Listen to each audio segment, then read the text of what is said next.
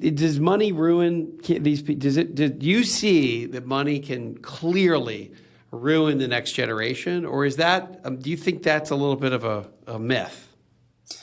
I think there's clearly truth to that. I mean, there's clearly truth to that. Whether it's ruined them, it look. I came from a certain environment. My kids have come from a different environment, and I'm not saying that it's bad that my kids aren't like me, but my kids, there's part of me they just can't understand. They just can't. And it's like they've been brought up in a different world. I'm just using me as an example. They've been brought up in a totally different world than I was brought up in. And maybe I would be a better person if I had been brought up.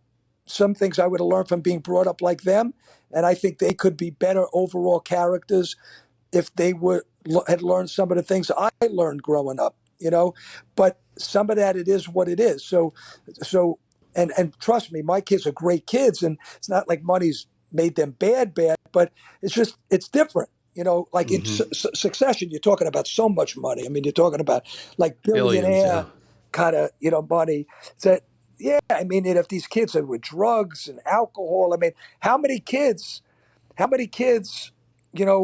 are of the richest people? You read their stories. They're in rehab. They die at early ages. They commit suicide. Obviously, the money and the power of typically their father, like, and a lot of powerful men. What do powerful men do? They end up not being the greatest husbands. They cheat on their wives. They have mistresses. Leads to divorces, multiple divorces, kids from multiple families. Every one of those things just adds to the dynamics, the complexity and the dynamics of it. Yeah.